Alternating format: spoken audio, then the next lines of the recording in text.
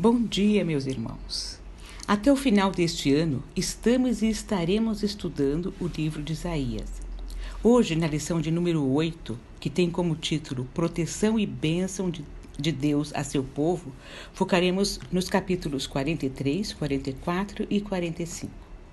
O texto áureo sugerido pelo autor das lições se encontra em Isaías 43, 25, que diz assim: Sou eu mesmo, aquele que apaga as suas transgressões por amor de mim e que não se lembra mais dos seus pecados.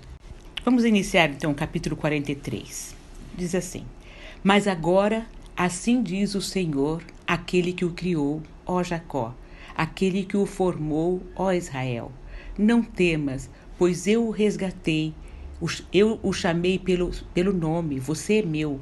Quando você atravessar as águas, eu estarei com você. Quando você atravessar os rios, eles não o encobrirão. Quando você andar através do fogo, não se queimará. As chamas não deixarão em brasa. Pois eu, o Senhor, o seu Deus, o Santo de Israel, o seu Salvador, dou o Egito como resgate para livrá-lo, a Etiópia e Sebá em troca de você. As primeiras palavras desse capítulo diz assim: agora diz o Senhor. Por que Isaías colocou desta forma? Ele está identificando o autor da profecia que ele vai falar, que ele vai transmitir. E isso garante o cumprimento dessas profecias. Nós lemos assim em diversos versículos na Bíblia. Há aproximadamente 420 versículos na Bíblia com essa expressão, assim diz o Senhor. Existem outras como o meu mandamento, eu mesmo, eu sou, os meus estatutos, as minhas palavras, eu fiz, né? Isso faz com que haja verdade, força, garantia de que essas palavras vêm do Senhor e elas terão cumprimento. Toda a palavra de Deus vem de Deus. Isso garante que Deus é o autor da sua palavra, né? Por isso diz a sua palavra. Ele inspirou pessoas para falar o que ele quis transmitir para nós.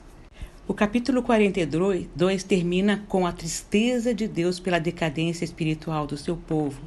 Mas aqui no capítulo 43, Deus traz palavras de amor e consolo.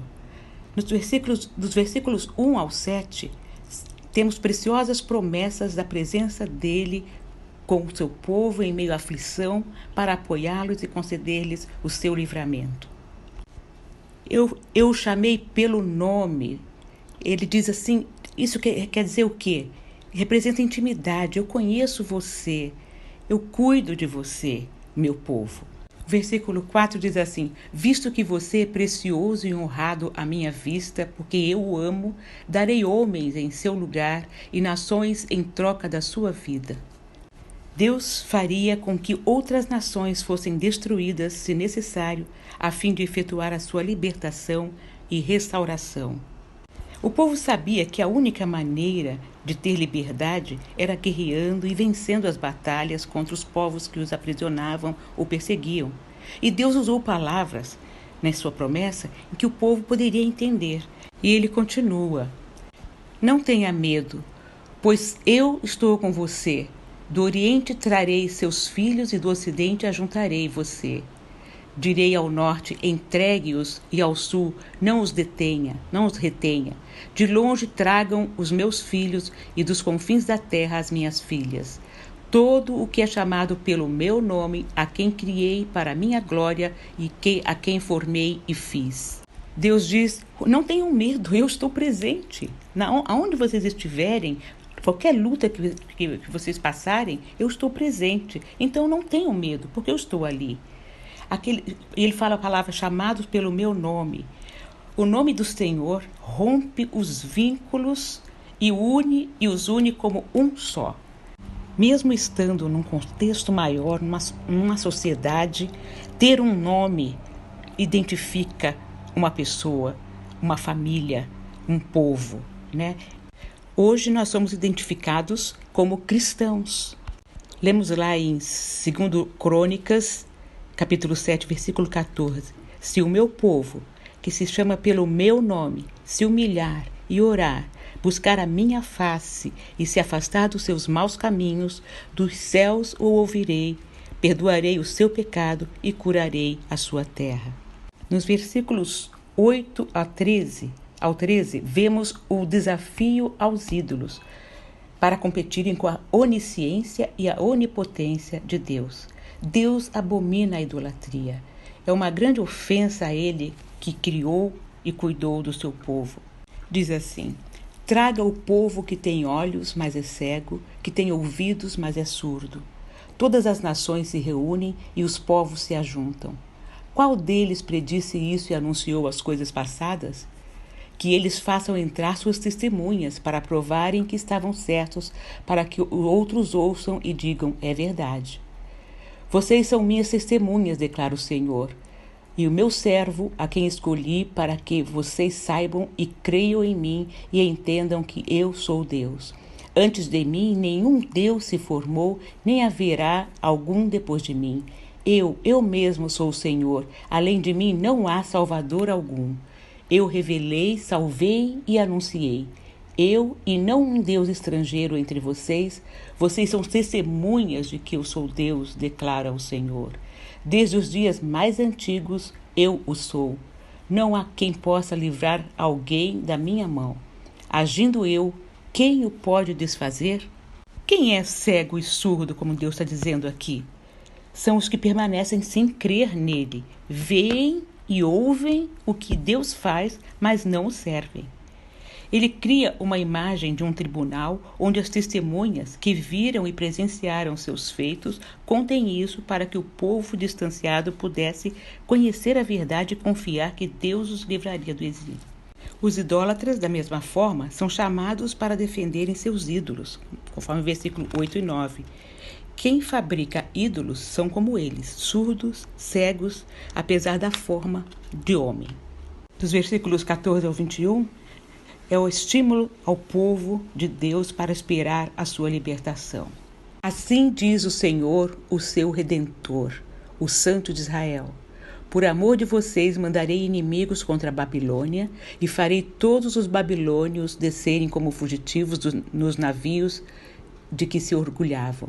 Eu sou o Senhor, o Santo de vocês, o Criador de Israel e o seu Rei.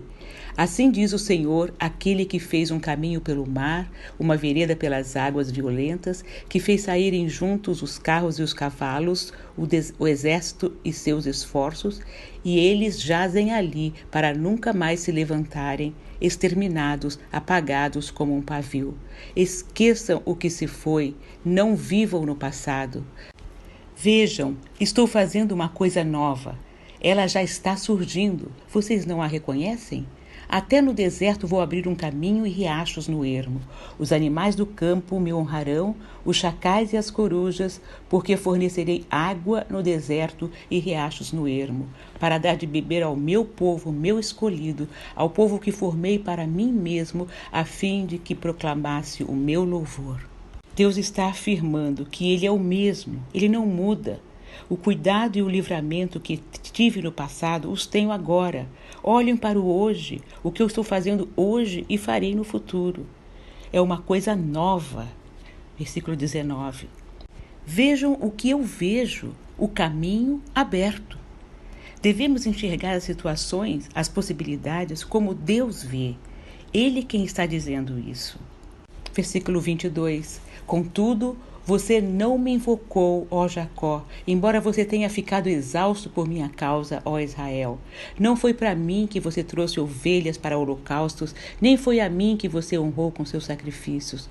Não sobrecarreguei com ofertas de cereal, nem deixei exausto com exigências de incenso.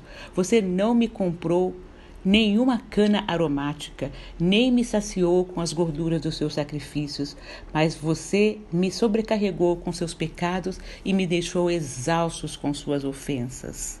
Sou eu mesmo, aquele que apaga as suas transgressões por amor de mim e que não se lembra mais de seus pecados. relembre o passado para mim, vamos discutir a sua causa, apresente o argumento para provar sua inocência. Seu primeiro pai pecou, seus porta-vozes se rebelaram contra mim. Por isso, envergonharei os líderes do templo e entregarei Jacó à destruição e Israel à zombaria. Deus lembra ao povo dos pecados que eles cometeram, que fizeram com que ele os levassem ao cativeiro e deixasse lá para que pudessem se arrepender e se voltassem para ele, pedindo-lhes perdão e misericórdia. Deus coloca novamente numa situação de tribunal e pede que eles tentem justificar os seus pecados. Capítulo 44. Deus lembra seu povo de como se comprometeu plenamente com eles. Mas escute agora, Jacó, meu servo, Israel, a quem escolhi. Assim diz o Senhor, aquele que o fez, que o formou no ventre e que o ajudará. Não tenha medo, ó Jacó, meu servo, Jesurum, a quem escolhi. Pois derramarei água na terra sedenta e torrentes na terra seca. Derramarei meu espírito sobre sua prole e a minha bênção sobre os seus descendentes. Eles brotarão como relva nova, como salgueiros junto a regatos. Um dirá: pertenço ao Senhor. O outro chamará a si mesmo pelo nome de Jacó. Ainda outro escreverá em sua mão do Senhor, e tomará para si o nome de Israel. Assim diz o Senhor, Rei de Israel, seu Redentor, o Senhor dos Exércitos. Eu sou o primeiro, eu sou o último, além de mim não há Deus. Quem então é como eu, que ele anuncie e que ele declare e exponha diante de mim o que aconteceu desde que estabeleci meu antigo povo e o que ainda está por vir? Que todos eles predigam as coisas futuras que irá acontecer. Não tremam, nem tenham medo. Não anunciei isto e não o predisse muito tempo atrás? Vocês são minhas testemunhas. Há outro Deus além de mim? Não existe nenhuma outra rocha, não conheço nenhuma. Deus lembra ao seu povo de como se comprometeu plenamente com eles. O Espírito Santo será derramado sobre a descendência do seu povo, chamado o Justo. Jesurum significa o Justo, um nome poético para Israel, que lá se encontra em Deuteronômio 32 e 33. O Justo se referindo ao povo gerado por Deus. Deus diz que reconhece os que o servem. Ele os ajuda em suas dificuldades e trabalhos. O dom do Espírito Santo é a grande bênção. Onde Deus concede o seu Espírito, concederá também as demais bênçãos. Através dele haverá um grande crescimento do seu povo. É isso que Deus está prometendo. Hoje chamamos esse povo de igreja.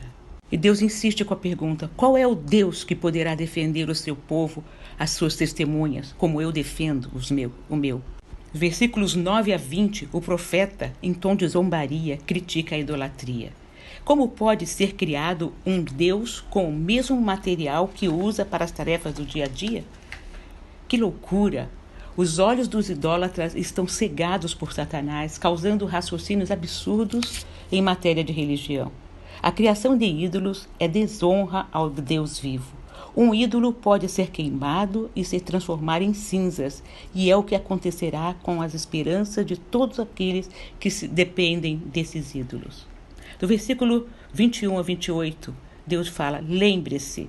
Deus chama seu povo a tirar os pensamentos dos ídolos que não servem para nada e se voltarem para ele, para sua suficiência, sua soberania. Ele diz no versículo 22, eu os formei, voltem-se para mim. Versículos 24 ao 27, Deus reafirma que é a sua soberania. Eu sou soberano. E aí vamos ler ali a partir do 24. Eu sou o Senhor que fiz todas as coisas, que sozinho estendi os céus, que espalhei a terra por mim mesmo, que atrapalha os sinais dos falsos profetas e faz de tolos os adivinhadores, que derruba o conhecimento dos sábios e o transforma em loucura, que executa as palavras dos seus servos e cumpre as predições de seus mensageiros, que diz acerca de Jerusalém: ela será habitada, e das cidades de Judá. Elas serão construídas de suas ruínas. De suas ruínas eu as restaurarei. Diz as profundezas aquáticas: sequem-se, e eu secarei os seus regatos. que diz acerca de Ciro: ele é meu pastor e realizará tudo o que me agrada. Ele dirá acerca de Jerusalém: seja reconstruída, e do templo sejam lançados os seus alicerces. Capítulo 45, 1, Deus chamou Ciro de seu ungido, dito especificamente messiânico. O sentido de ungido aqui não é o sentido messiânico, como se Ciro fosse um Messias, mas sim como alguém que é instrumento dos propósitos de Deus. Um lembrete de que Deus governa todas as coisas. Por intermédio de Ciro, de suas vitórias e ações para a libertação do povo, Deus revela que está agindo na história e executando os seus propósitos. A profecia cumprida, mesmo tendo sido usado como instrumento um pagão, prova que somente Deus é o Senhor e que Ele quer que o mundo inteiro saiba disso. Versículos 9 a 15. Ai dos que causam contendas. Tendo anunciado que Ciro seria o servo ungido de Deus, Isaías adverte novamente contra a descrença. Como pode o vaso, a obra, dizer para o artesão que não gostou ou que não está gostando da forma que está sendo criado?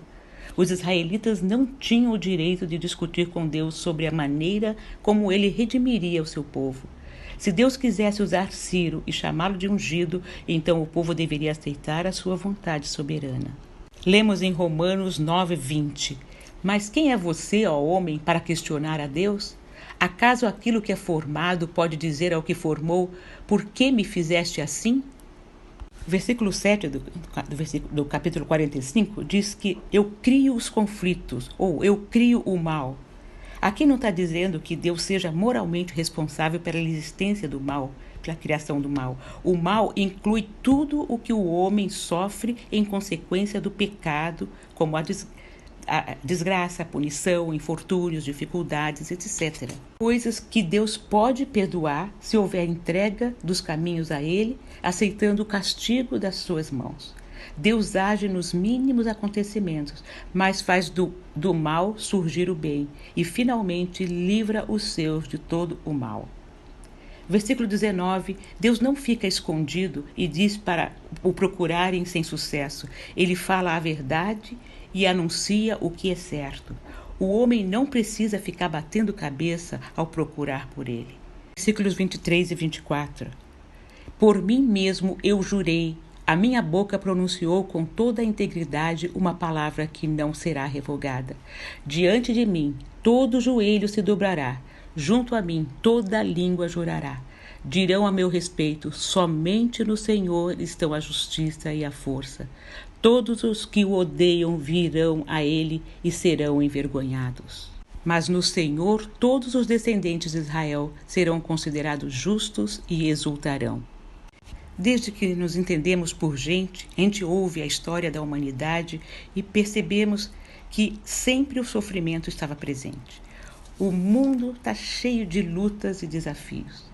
Aquela afirmação de Jesus, no mundo tereis aflições, se confirma tanto na vida de crentes quanto de descrentes. Mas existe um diferencial importantíssimo. Todo aquele que aceitou Jesus como Salvador e Senhor de sua vida tem a certeza de ser conhecido pelo nome de Deus, que significa cuidado e proteção. Glórias a Ele.